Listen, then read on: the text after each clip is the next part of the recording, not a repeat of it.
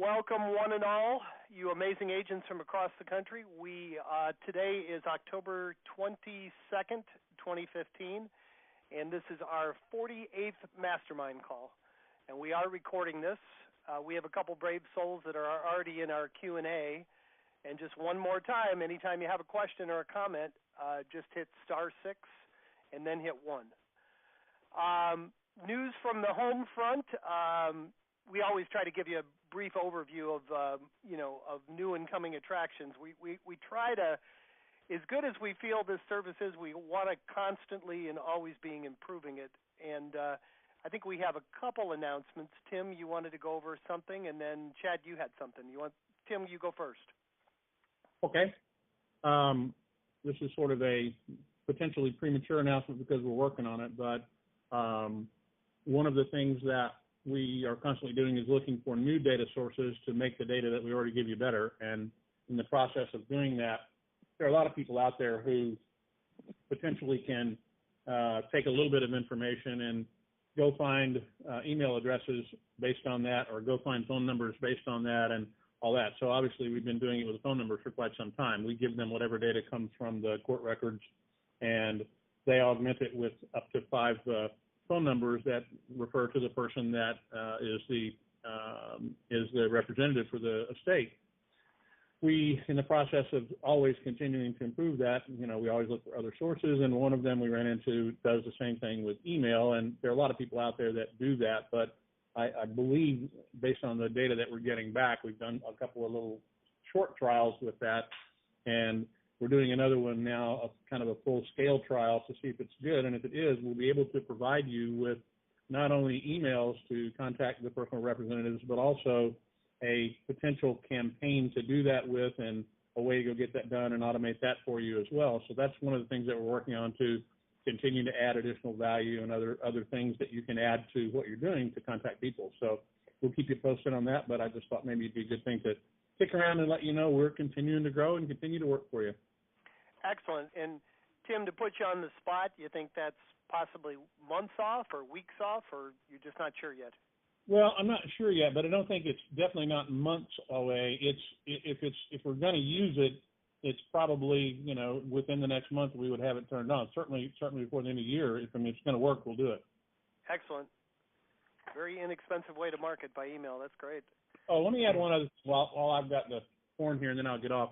So we also have started doing some stuff to potentially give investors the ability to contact customers as well. And one of the things that I think I'd like you guys to both talk about is to talk a little bit about the necessity and advice for our realtors to find investors in the local marketplace who can bring those cash offers in. And we're also providing some stuff that maybe allow a letter to go out that really refers to that as well, and maybe what to say, when to say it kind of approach regarding an investor, because the lowest of the low-hanging fruit in any of a month's leads is the lead that comes back that you don't know until you contact, but it's a person who is the personal representative, and the fuse is ticking on getting that property sold immediately so they can get cash to pay for continued health care or pay for the bills of the estate or whatever, and it's got to get done fast. That's the people that are certainly always interested in getting a quick cash offer, as opposed to letting it sit on the market during the list and sell. So we are working on giving you some additional tools to do that as well, and allowing investors to contact those folks. And I'm now done. Chad, go ahead. No, that's a great point. I was just going to add, Tim, in my experience, the lowest hanging fruit I saw, and the one with the most urgency, I contacted some people, the personal representative. By the time the probate was filed, there was a reverse mortgage that was in foreclosure. So, wow.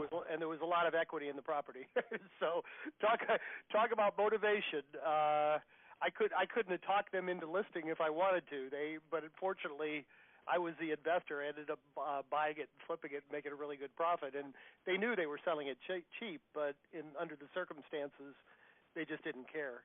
Well, and that's kind of the point. If they got nowhere to go, and I had the same situation with my mom and dad when and it wasn't a probate situation, but they were older and significantly older and needed to relocate, and so we finally got them out and ready to move and all that, and we sold their house in 3 days.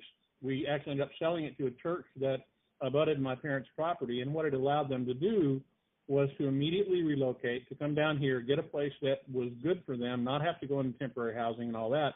And that wasn't even a probate situation. In a probate situation, it's a finite timeline there. There's nothing coming until that property gets sold. So there's all kinds of reasons, but that's a great answer.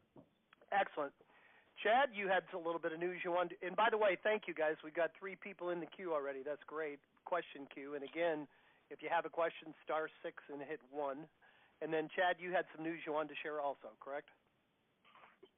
Yeah, I was just talking with Jim before the call. One of the things I'm working on, I realize that we can do a better job as educators at helping you guys really understand the probate process. And that's something that, to some level, there's an assumption that you know what probate is when you sign up as a subscriber and you know what to do with it. But as I train more and more people, we focus on the why and the how of being a real estate professional.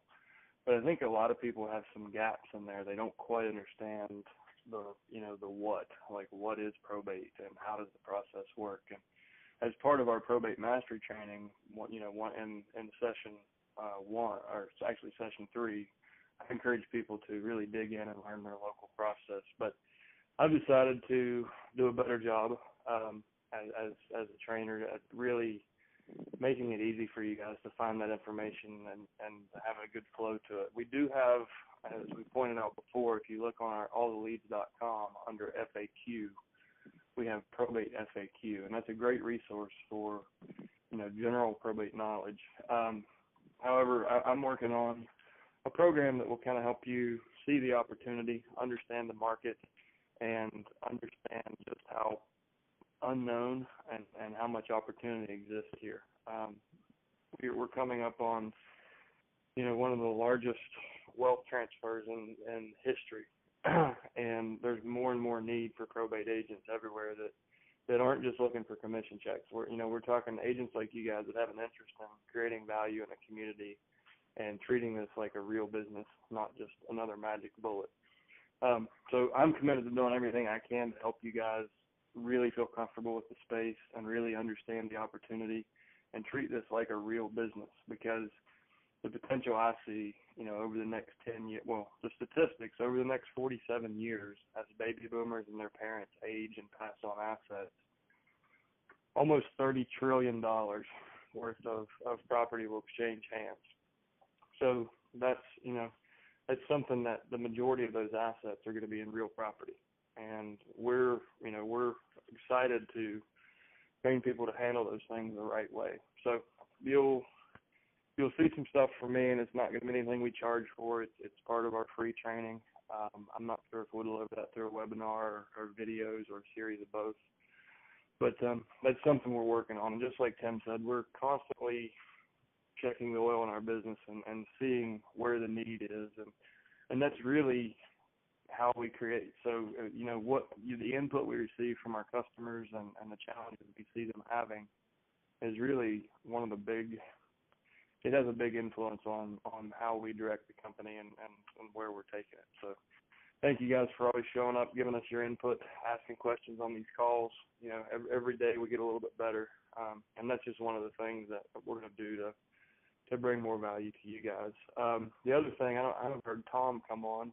Tom is our other partner, and he's handles the customer service side of things. And we're going to do more customer outreach, and that's a big priority for this quarter, is to find out if something's not working for you. We want to know that, because we know this works. We've seen it work in every state across the country, and we know what works. And if there are problems, we want to identify those early on in your process and fix the problems, because we know the people that are doing what we teach. Typically they're spending $700-800 a month to bring $20 and $30 a month back in gross commission. So we want to get everybody to that point. Not everybody's going to make $20 or $30 a month, because you might not have enough leads in your market, but We want to show you how to get that return because we know it can be done. So we're gonna be doing more customer outreach, both by phone, email, however we can reach you guys. So if you see that stuff, please just take a minute and say, hey, I'm good. Everything's smooth, making money. Or if you have a problem, don't hesitate to speak up, because all you're going to get is free, attention that doesn't cost you anything. I'll work with you. Tom will work with you. Someone will help you get this up and running where it makes sense and you're getting a good ROI. So that's another thing to kind of keep your eye out. We'll be reaching out more often to talk to you guys, and we want to know what works, what doesn't, what can we do to make this easier and better for you. Excellent. And just to end that, I mention this on every call. We have 4 partners. 3 of us are in Florida and 1 is in Virginia. We're not under the same roof. The easiest, quickest, most efficient way to get help with anything is send an email to support@alltheleads.com. I get calls every day that, put me through to Tom or Tim or Chad, and I could probably do that. But in addition to the 4 of us, we've got employees. So if you'll send an email, there's no bad question. There's nothing that we're not willing to help you with. But send an email to support@alltheleads.com and be as specific as possible about what you need help with, and we'll all read it, and the best person will usually get back to you right away. That's the best way to get help with anything. So thank you, guys, and thank you people for that are in the queue. Let's go to the first question. Area code 402, you're up. Okay, can you hear me? Can hear you great. Okay, I'm Bud Thompson in Omaha. It's my first call in, and I've got about 4 quick questions for you. It's kind of basic. Sure. First of all, I ordered up a set of letters with my own customized, letterhead on it last week on Friday and asked them to be mailed on Wednesday. Did I get a notification that they actually went out? Tim? Yeah, Jim, you always get a notification that they went out. It gets sent directly to your email as soon as they go out. Okay, so they probably can't turn it as fast as I was looking for them, right? Because What's that? I'm sorry. I wasn't trying to talk over you. When did you place your order? Friday morning, and was hoping they'd go out on Wednesday, yesterday. Okay. Don't know. I'll take a look and see what the situation is, but as soon as your orders are mailed, they will go out, and let me look and make sure that we actually got your order, because I'm not familiar with it, and I work pretty closely with that. So let me take a look while we're on, and I'll get back to you in a couple of minutes and let you know where we were. Okay, appreciate that. Okay, second question is, when are the role play calls? Is it once a month? Yeah, it's the first Wednesday of every month, and we just had our second one. Both of them were excellent, and we were very impressed with the participation. Chad, are they posted somewhere that Bud could listen to the previous ones? Tim, did you get the audio player and subscriber resources? Are they back there now? Are you talking to me? No, I think Tim went to check. I was asking Tim. So we I think he went to check on file. Bud's. I think he went to check on Bud's mailing. So we'll ask him that when he comes back. But go ahead, Chad. They'll be archived in the subscriber resources area. We have been doing we've made some changes with our audio software. So if it's not active right now, it will be really soon. Okay. Also, Bud, this is the 48th one of these calls, and they're all archived there also. And I'm not sure I'd recommend you go back and listen to number 1, because that was when we were just getting started. But you probably want to start with the most recent one and go backwards if you want to listen. That's going to be the most current information. I appreciate. I had an invitation back in June. I've listened to these every Wednesday. Yeah, Thursday since June. So I just now got threw the money at it. So I was okay. Third question is, I found the script on the outbound probate script, and it sort of starts with I know where the property is. I got a list, my first September list of probates. I had 95 probate cases, but there are no addresses. So do you have a different script that I could that is available somewhere that starts out where I'm fishing, basically with a personal representative, and I don't have the address of the property? where you found that script in step 5 and subscriber resources? I found an outbound probate script, and it starts out. That was in step 5 in subscriber resources. Yeah. Is implement and execute your probate campaign. The last 2 links below where you found that are initial seller call role play, and one is with me. One is with me as an agent, and one is with me as an executor. Yep. That is probably the most fluid script that you can find. That's how most of the conversations go. Each of those is about 15 minutes long. Yep. And that's how 99% of my initial conversations are going to flow. So you don't need the property address. I never put it in my letters, never talk about it, because I'm assuming to be safe that it's the deceased last known address is not necessarily the subject property. So I like to start the conversation, make it all about them, not about a house, but about the person and about their situation. And once I start to understand that and start to build rapport, I'll set the appointment. Once the appointment is set, then I talk about the house, never before. Well, the only time I'll ever talk about the house first, well, really never before.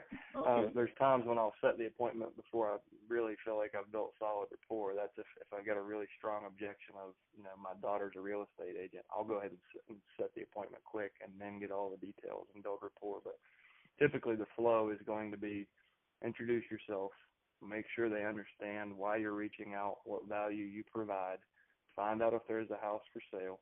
If there is a house for sale, set the appointment.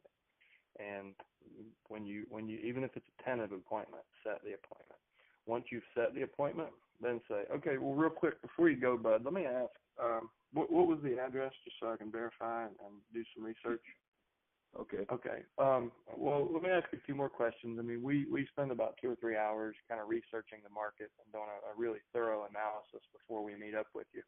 And we just want to make sure we give you the most accurate information and are prepared for the appointment. So if you could tell me, square footage, size, and there's a lot of other things that I'll go through that I won't bring up here. You can listen to on the role play call, but it's asking the right questions in the right order.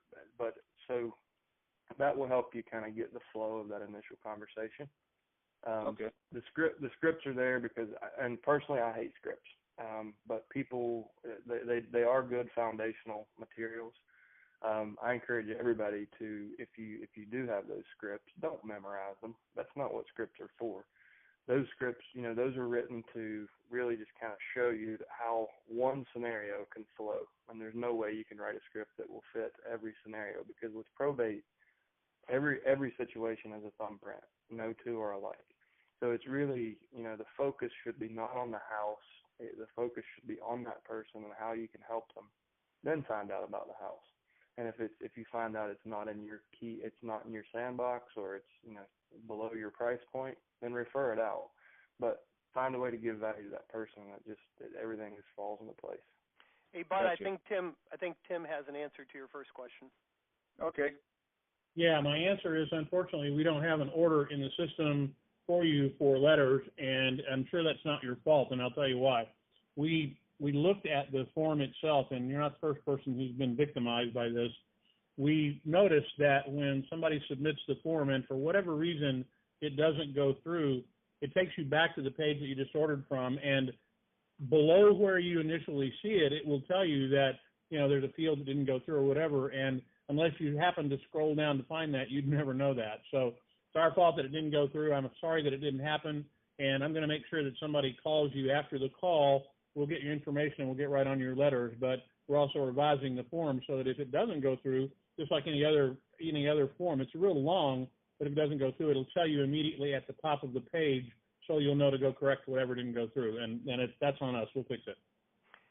Because Tim, usually they go out in a couple days, right? A day or two. Exactly. Yeah, we're now to the point where we turn these around in usually no more than 48 hours, and sometimes we get them done in 24. Okay. You guys have any strong feelings on me making the calls cold before the letter goes out? Up to you guys. Jim? I think. Go ahead, Chad. I would rather you make your calls than wait till next week to get mail. In an ideal scenario, I like to drop the letter first. So when the start of my conversation is, hey, this is Bud Thompson. I sent you a letter last week. Just wanted to make sure you got that, you understood why I sent it, and that helps me gauge. Did they get the mail? If so, did they read it, and do they know why I'm calling? So your conversation is going to change a little bit. Hi, this is Bud Thompson. I'm a local real estate expert who focuses on probate, and we periodically get data from the courthouse and are proactive in reaching out to the executors because we understand what an overwhelming experience this could be. Is there any real estate in the estate that you could use some help or some advice with? And just end on that question. So the front end of it's going to change a little bit for you, but absolutely make your calls. Yeah, I agree with you. Okay, because what is it? This is the 22nd, isn't it? 26th when the next batch comes out. It's different for everybody. If you got them on the 26th of last month, it should be around that time for you this month. Yeah, so I might as well make the 95 calls now and then try using the letter for the second batch, the October bunch. Best first thing you can do is anything. All right, one last question. Sorry to take so much of your time, but this last one, I actually represent a buyer right now on a property that's an estate, and we're working with power of attorney. Now, I don't know, do you feel that there's a lot of property that happens with the management of the power of attorney before there is ever a personal representative? Yeah, and it's usually because of medical conditions. Right, yeah. A certain amount of families are going to be proactive in disposing all assets because they can't get Medicaid payments. I mean, Medicaid won't pick up the extended care bill until that's done. So there's, and that's one of the ideas is you can network with program coordinators at nursing homes and extended care facilities, things like that, and let those people know that you specialize in probate, but you also, that skill set directly translates to end-of-life planning. Before the death occurs, you still can bring the same skill set to the table, get the house cleaned out, get any necessary repairs made, and get it sold for the most amount of money. And that's usually important in a Medicaid case because a lot of times the homes have a ton of deferred maintenance, and they require for 12 months that the home be listed at tax assessment. And in my market, that's unrealistic. And I would imagine most people would agree with me that it's unrealistic in theirs too. The home that, tax assessments are usually pushed up as high as possible, assuming the home's in perfect condition. And so anyways, that's kind of how the process works. You can get in front of that. There's no real way to automate it or systemize it kind of the way that we have with probate because there's no consistency in it. You never know. So the only thing you can really do is just organically meet the people that have those contact with those people at those points and help them understand what it is you do and what service you provide. And I think over time you'll get referrals from people like that. I agree with that. That makes sense. Okay. Thank you, Bud, for four. Thanks for four great questions. We're going to make sure we get to the other two people, so let me go to the next one. Thank you. Oh, you're very welcome. Thank you. Sterling, thank you for volunteering. How are you, sir? Doing well. How are you? Excellent. You know what? You guys just answered my questions before the first caller even asked his. So we are also registered psychics. Yeah, we do that a lot. Yeah, well, so I think I'm good. Well, good. Thank you. Sterling's going to hang up from this call and sign up. He's a prospective client. So if not, I'm going to have all 50 people on the call you immediately, Sterling. Okay. I'm curious, which question was it? Yeah, which question was it? That's a good question. The ROI, and I know you can't answer that for everybody, but just an average ROI. Okay, yeah, I don't think mine is 2,400%, and I'm in a market with a median price of about 130. 24. I can take 2,400%. Yeah, it works for me. I'll trade $800 to $12,000 all day long. Yeah, thank you. All right, thank you, Sterling. We'll talk to you soon. All right, next up is area code 817. You're up. Hi there, this is Diane Grove and Lynn McClish. We're in Keller, Texas, and Lynn has a question, and I have one too. Great. If you guys could just Can you go back over that investor thing that you're working on? Are you going to be sending the leads to investors like you're sending them to us? What we're saying is we encourage realtors to work with investors, and we also encourage investors to work with qualified realtors. And unfortunately, there has been a split, and those two mix together like water and oil for whatever reason. And there's so many ways that you can help an investor, and there's so many ways an investor can help you. So what we try to do in everything we do is really teach people to work together across industry lines. And there are opportunities for you as an agent to work with an investor on more of a partnership or a co-marketing effort and have them offset your costs. So I've had investors approach me here and say, listen, man, I'll pay for all your marketing if you just give me the cash deals. I don't do that because we do that in-house. So there's always that opportunity. And as we get investors, we have a handful of investors that come in and they just want the cash deals because that's all they've ever been taught. That's all they've thought about. And we want to show them ways that they can partner with realtors who understand the process, understand how to, build rapport, introduce them as a third party and get those deals in an even easier way than if they went out there doing it themselves with a we buy houses type message. Okay. So, did that answer your question, Lynn? No, okay. It didn't. So how are you going to do that? You're going to, I understand agents working with investors. We've done it forever.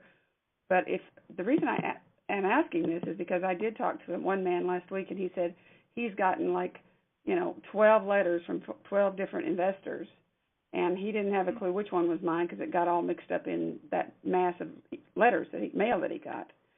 So right now we're focused on realtors. So all of our training, all of our letters and everything are written from a realtor's perspective. And we've had plenty of success stories where the executor called the realtor first. And that, we've known that. So it has been kicked around by gurus in the investment space for 20 years now. And I started out doing this as an investor and quickly realized, okay, I can buy 1 in 100, but I can list 10 in 100. So why not provide value to those people that I'm on the phone with already? I had 4 reels, I was licensed in 4 states. So I started working it with my realtor hat on first, and then if I needed to, I would bring in an investor. And that's the big part of why we offer so many options in the letters that we send and the process that we train people is because if you can articulate that hey, we have cash investors that we work with and we've worked with them for years, what you just said, you already offer what the other 12 guys are offering. They have one offer, and it's about 70% of market value. You have multiple offers. You can get them that 70% offer. You can help them renovate the home and sell it for absolute top dollar. You can get it in the best condition possible for an as-is sale. You can help get the personal property cleaned out and get the most money for that. So you can offer a lot of things beyond what an investor will offer. And a lot of times, because our letter comes in a different style, it's more professional, it offers them options, you'll be the first phone call. Right. We had one like that already that came in. But okay, so you're not sending the same information to the investors? We're not, but there are a lot of other people that have taught it. Most of the investors are actually paying high school kids or going out and doing it themselves. They'll go to the courthouse. And, anyone can get this data. Right. Really, it's really uncomfortable, and it's awful. I did it for 2 months, and I quit. I was like, I am never doing this again. Because typically it's you handwrite it, you bring it back, put it in a spreadsheet, and if you're going to do calls, you have to find phone numbers. Otherwise, you have to mail and wait for the phone to ring. And that's what the gurus have taught investors for years. And we kind of took what we learned in that space, brought it over to a group of people who I believe better serve the community, and created the system that you see here. And there's no way to stop that competition, but there is a way to differentiate yourself and really rise to the top. And you've already done it. You've already proved that. So. Well, and I think to be fair, and we're certainly not unwilling to. We sell leads. I mean, that's what we gather them for, and we want to sell them to people who are going to make use of them. But I think if an investor contacted us and wanted to buy leads, we certainly wouldn't refuse to sell to him. And in fact, our intent would be that when we work with this, just like we are encouraging realtors to make sure that they have one or more, investors who can make cash offers on property, because that's a very, good relationship for them to be working together. The same thing is true for investors.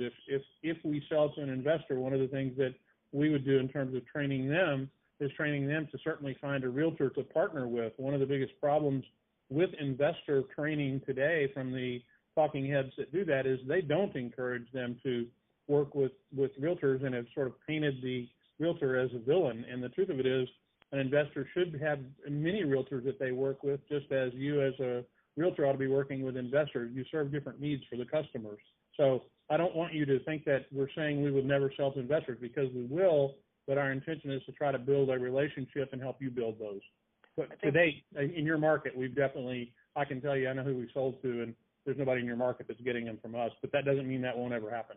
To my knowledge, Tim, I think we have one investor that actually buys the leagues directly versus hundreds of realtors, but because it just hasn't been our focus. Right. Okay. Yeah. And we also, just last week, we were working with an investor who just got his real estate license. He was on the call last week, and he saw the value of this approach, and he's done it on his own and worked as an investor, as a wholesaler. But he went and got his real estate license so he can approach this from a different angle. And I think that's the best thing he could have ever done. And that's what we want more of. Like, we want to merge these two, and both are equally important to the market, because when somebody needs to dump a house, they're going to dump the house. So why not do it through a realtor with a trusted buyer, somebody that's going to close every time. Anyway. Great call, guys. We're pretty much out of time. We try to keep these right at 30 minutes.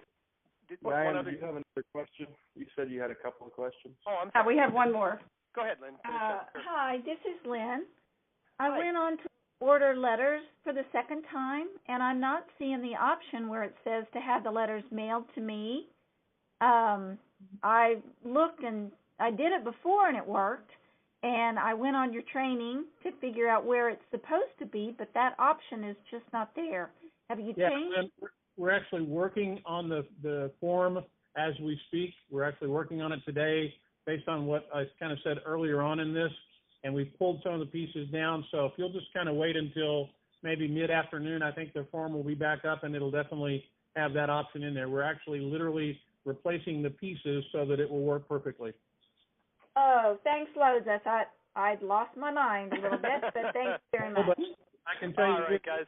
We're losing our minds trying to get this letter form to be perfect for everybody and trying to make it right. So we'll get you squared away.